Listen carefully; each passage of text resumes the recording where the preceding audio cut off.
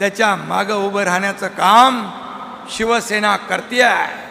आणि अशा वेळेस आपण जो निर्णय घेतला, बाळासाहेब असते तर त्यांनी देखील आपल्या शिवसैनिकांची पाठ थोपटली असती. हा निर्णय घेतला आपण हा बळीराजाच्या हितासाठी, बळीराजाला वाचवण्यासाठी. आणि म्हणून या पुरामध्ये अगदी पाऊस वैऱ्यासारखा कोसळला. परिस्थिती भयानक आहे. अशा परिस्थितीमध्ये त्याला मदतीचा हात द्यायचा नाही, मग कधी मदतीचा हात द्यायचा? आणि म्हणूनच मी आपल्याला सांगतो की यावेळेस आपण सरकार देखील त्यांच्या पाठीशी खंबीरपणे उभं राहील, शिवसेना देखील त्यांच्या पाठीशी खंबीरपणे उभं राहील. आणि पूर्वी देखील जेव्हा दुष्काळ झाला, इथं रामदासबाई आहेत, इथं आपले सर्व नेते आहेत, या सर्वांनी जेव्हा जेव्हा दुष्काळ आला, जेव्हा जेव्हा पूर आला, त्या वेळेस त्यांना अगदी आपल्या शेतकऱ्यांना अन्नधान्य, पाणी, जीवनावश्यक वस्तू, त्याचबरोबर जनावरांना चारा देखील देण्याचं काम, इथून नेण्याचं काम शिवसेनेने केलंय. ही आपण सगळ्यांनी डोळ्यांनी पाहिलंय. आणि म्हणून माझ्या लाडक्या शेतकऱ्यांना, माझ्या शेतकरी बांधव भगिनींना एवढंच माझं विनंती आहे की तुम्ही धीर सोडू नका. तुमचे भाऊ इकडे आहेत, धीर सोडू नका, टोकाचं पाऊल उचलू नका. तुमचं जीवन जे उद्ध्वस्त झालेलं आहे त्याला उभारी देण्याचं काम शिवसेना केल्याशिवाय राहणार नाही. आणि सरकार महायुतीचं केल्याशिवाय राहणार नाही. आणि म्हणून शेतकऱ्यांना वाऱ्यावर कधी सोडणार नाही. कारण मी देखील एक शेतकऱ्याचा मुलगा आहे. शेतकऱ्याचे कष्ट, दुःख, वेदना आम्हाला माहीत आहे. आणि म्हणून आज एवढंच आपल्याला सांगतो की आपल्या पूरग्रस्तांची, शेतकऱ्यांची दिवाळी काळी होऊ देणार नाही. मदत दिवाळीच्या पूर्वी त्यांना दिली जाईल. हा तुमच्या एकनाथ शिंदेचा शब्द आहे.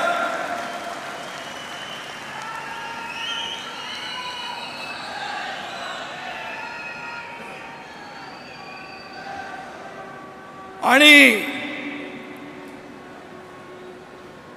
ज्या ज्या वेळेस जिथं जिथं संकट आलं, मग इर्शाळवाडीचं उदाहरण दिलं, इथं कोल्हापूर, महाड, चिपळूण, फलटण, अगदी केरळ, उत्तराखंड, जम्मू काश्मीरमध्ये जेव्हा पहलगाम झालं त्यावेळी तिथल्या लोकांना सुखरूप आणण्याचं काम आपल्या लोकांनी केलं. अगदी नेपाळमध्ये देखील आपल्या इकडचे लोक, पर्यटक गेले होते, त्यांना देखील विमानाने इकडं आणण्याचं काम आपल्या शिवसेनेने केलं. ही आपली बांधिलकी आहे, ही आपली जबाबदारी आहे. कपड्याची इस्त्री सांभाळणारा आणि व्हॅनिटी व्हॅन घेऊन दौरा करणारा एकनाथ शिंदे नाही. आणि work from home on Facebook live तर करणारा एकनाथ शिंदे नाहीच नाही. शेवटी बांधिलकी आपली आहे.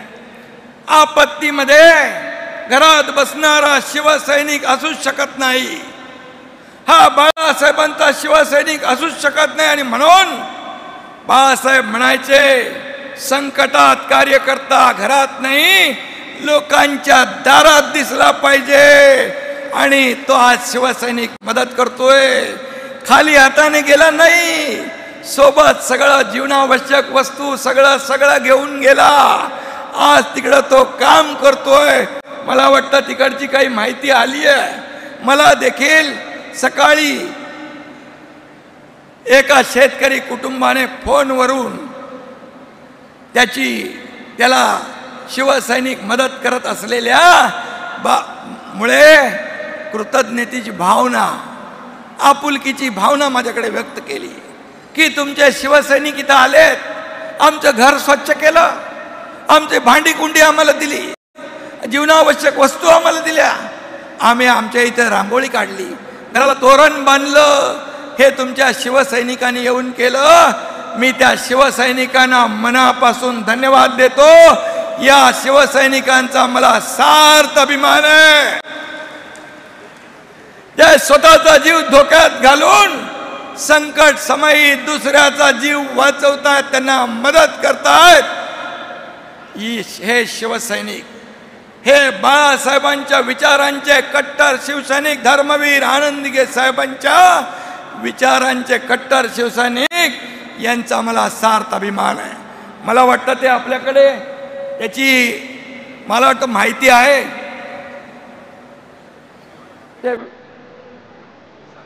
तिथे आपले जे मदत करणारे कार्यकर्ते, शिवसेना, शिवसैनिक पोचले.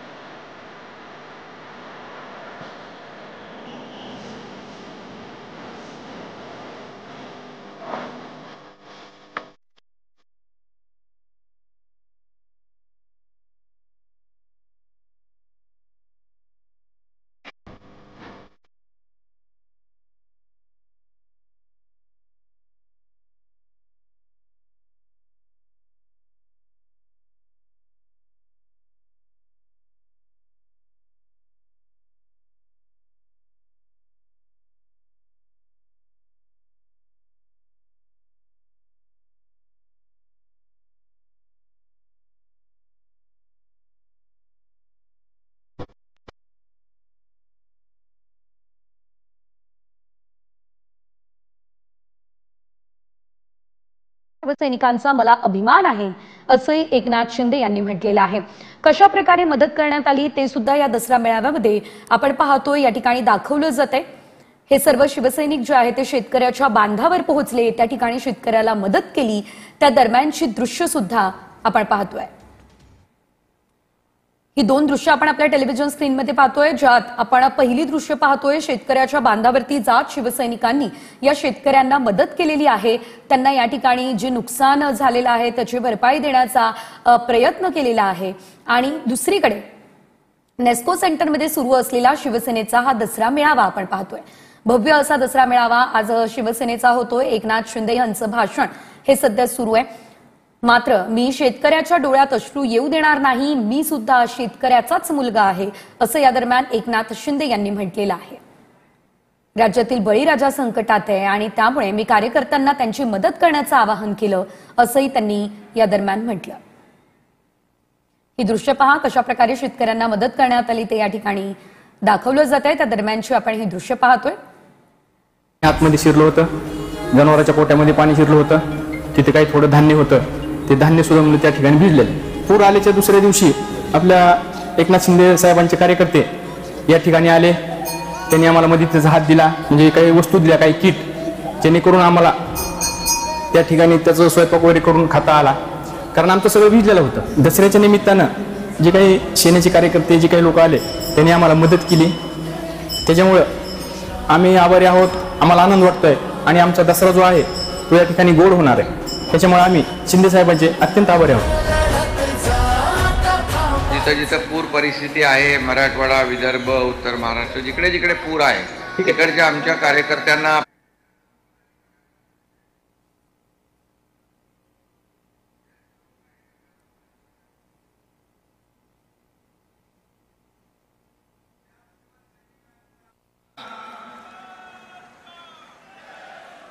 या शिवसैनिकांचा मला अभिमान आहे, सार्थ अभिमान आहे. आज त्यांचं दुःख आणि अश्रू पुसण्याचं काम शिवसेना करतीये. विरोधकांना फक्त आमचे फोटो दिसतात, त्या फोटो दिसतात, फोटोच्या आतलं सामान दिसत नाही. जीवनावश्यक वस्तू 26 प्रकारच्या जीवनावश्यक वस्तू त्यांना दिल्यात. अगदी गहू, तांदूळ, डाळ, साखर पासून माझ्या लाडक्या बहिणींना साड्यांपासून, ब्लँकेट पासून सगळं दिलंय, सगळं दिलंय. तुम्ही एकतरी बिस्कुटचा पुडा तरी घेऊन गेला, तेवढा तरी न्यायचा होता, तेवढी तरी दानत दाखवायची होती. पण आमचे फोटो तुम्हाला दिसले. अरे तुमचे फोटो पण लावून आमचे कार्यकर्ते मोठ्या मोठ्या ठिकाणी जल आपत्तीच्या वेळेस मदत करत होते ना. तेव्हा बरं वाटत होतं, चांगलं वाटत होतं. फोटो लावतात कार्यकर्ते, परंतु त्याच्यावर एवढी टीका. फोटोग्राफरला काय दिसणार? फोटोशिवाय फोटो दिसणार ना. आणि म्हणून काही लोक गेले, फक्त जाऊन आले नौटंकी करून. आणि पण आम्ही जायच्या अगोदर एकनाथ शिंदे पहिल्या मदतीचे ट्रक गेले, मदत गेली, नंतर हा एकनाथ शिंदे गेला. ही आमची पद्धत आहे. पूरग्रस्त भागामध्ये साथीचे आजार पसरू नये म्हणून स्वच्छता मोहीम घेतली आहे. डॉक्टरांच्या टीम गेल्यात, त्या ठिकाणी डॉक्टर पाठवलेत आपल्या सर्व बळीराजाच्या आरोग्याची तपासणी करायला, त्यांना मदत करायला. काही लोक हात हलवत गेले आणि तोंड वाजवत परत आले आणि आमच्यावर टीका करताय. तुम्हाला काय अधिकार आहे? आणि म्हणून मी एवढंच सांगतो की दौरे यांचे म्हणजे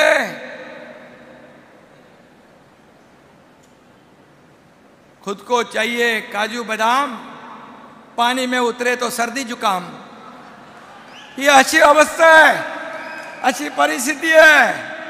आणि मग आता पण मला कोणीतरी फोन केला होता, रामदास भाईंनी बघितलं ते सगळं चित्र तिथलं. मला कोणीतरी फोन केला, बोले सगळे लोक बसले चिखलामध्ये, शेतकऱ्यांच्या आयुष्याचा चिखल झालाय, पण नेत्यांच्या पायाला चिखल लागू नये म्हणून रॅम्प लावलाय, रॅम्प वॉक चालू आहे, रॅम्प वॉक. अरे सर्वसामान्य माणूस हाच आपला केंद्रबिंदू आहे, हाच आपला आधार आहे. आणि म्हणून जेव्हा मी मुख्यमंत्री होतो तेव्हा देखील मी म्हणालो, मी चीफ मिनिस्टर नाही, कॉमन मॅन आहे, कॉमन मॅन. मी आता DCM आहे, डेप्युटी चीफ मिनिस्टर. मी म्हणतो आता डेडिकेटेड टू कॉमन मॅन आहे. शेवटी सर्वसामान्य माणसाची बांधिलकी, सर्वसामान्य माणसाची नाळ तुटता कामा नये. कुठेही गेले माझ्या हात खाली आहे, रिकामे आहे, माझ्या हातात काय नाही. आता काय नाही, आता काय नाही. कधी होतं? जेव्हा होतं तेव्हा पण नाही दिले, आता पण नाही दिला, उद्या पण देणार नाही. द्यायला दानत लागते, दानत.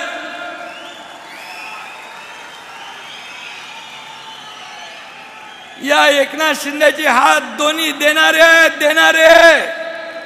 ही लेना बँक नाही, देणारे बँक, देना बँक आहे.